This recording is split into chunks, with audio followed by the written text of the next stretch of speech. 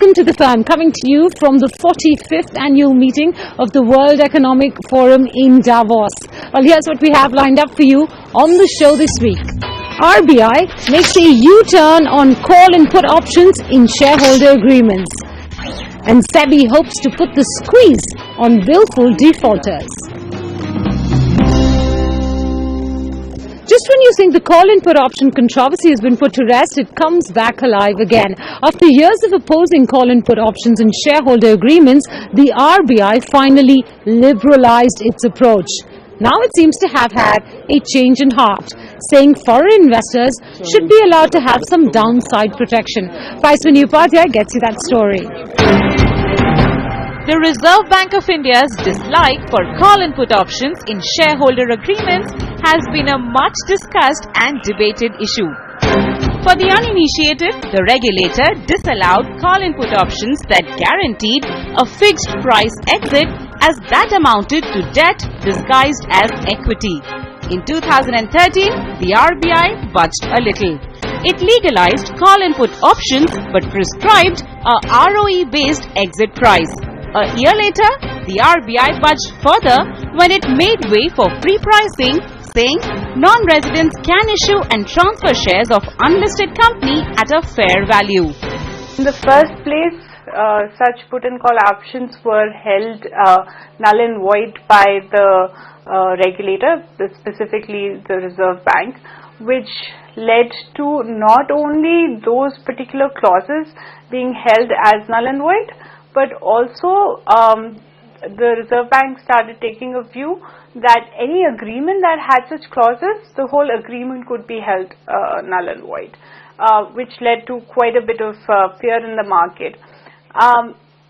Over time, the agreements were amended by the investors and the lawyers to state that it will be as per the current regulations of the country. Through all this that was happening over the last couple of years, contracts that private equities and other foreign investors entered into with Indian companies continued to contain the commercial understanding that, if there was any, where downside protections were built in, or generally for achieving other commercial purposes, put and call options existed.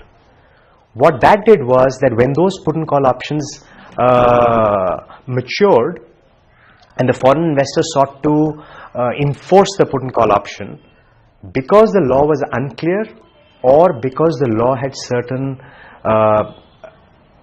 bans in it, promoters of Indian companies used to take the argument that the enforceability of these put and call options cannot be done. Now it seems like the regulator is waking up to commercial realities. Last month, the RBI sent a letter to the Finance Ministry that may spell good news for foreign investors.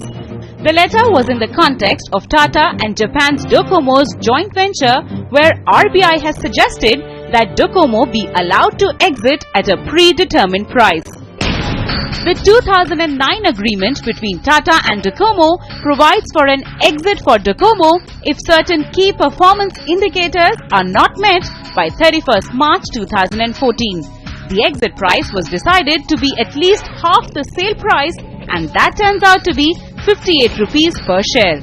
But as per RBI's 2014 circular, Docomo can exit only at a fair value, which, as determined by PwC, turns out to be 23 rupees per share. So now, RBI has proposed that fair commitment in the contract should be given credence, and a downside protection of an investment rather than an assured return should be permitted. RBI does seem to be making a distinction between downside protection and assured returns. And in my view, it's a welcome step. It's a step in the right direction. It is recognizing if two contracting parties believe that they want to enter into an agreement which gives a downside protection to the investor. Just because it's an equity investment does not mean that it cannot have a downside protection. I think any mature market will recognize the capability of two parties to negotiate and come to terms which are in the long-term interest of both parties. I think they are trying to find ways now, because it is probably inhibiting investors to find that they put money in. They have a contractual term which they believed was enforceable, and then one fine day they find it cannot be enforced. So to that extent, I think it's helpful to give the facility to an investor to get his money out. It should encourage investment. But like I said earlier, the bigger issue is how often will this issue keep changing in terms of the stand being taken. How often will it keep changing? Who will it apply to? How will it be applied? So I still think there will be uncertainty given the current scenario and given this particular recommendation by the RBI to the government. Insofar as Indian companies are concerned, if the RBI were to come out with a norm which says only capital will be protected, I think for a lot of arbitrations that are currently pending between private equity and promoters, that would still offer, perhaps in some situations, a mechanism whereby a reasonable settlement could be found. There are many investments from 2007, 2008 time frames where I think capital has been significantly eroded. So at least some degree of protection will flow to the foreign investor. Had RBI also permitted IRRs, that would of course then have cast even more obligation on the Indian companies. But I would say overall, it will differ from each company. It will differ for each company. It will differ from circumstance to circumstance. But I would say overall, I don't think the Indian promoters will find this completely unpalatable or difficult to swallow. Worried promoters issue aside, the bigger question is, how will RBI's new position reflect in its guidelines, if at all?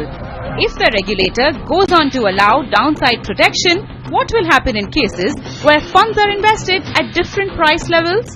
If they want to provide downside protection, then they would allow for a minimum guaranteed price as per the sale price or lower.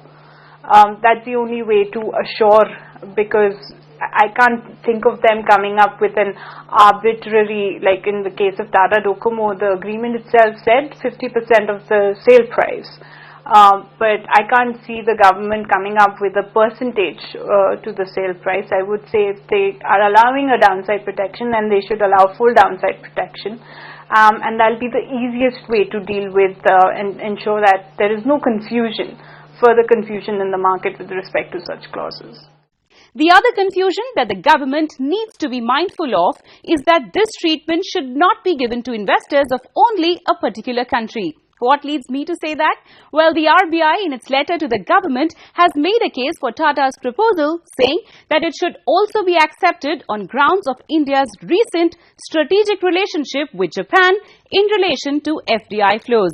Experts say that exemptions should not be given based on where the investor is coming from, because that will only lead to bilateral investment treaty claims against the government, since most treaties have a most favored nation or MFN clause embedded in them. That said, we clearly haven't heard the last word on call and put options, and we'll revisit the issue soon, hopefully to discuss a clearer policy framework. In Mumbai, Payaswini Upadhyay.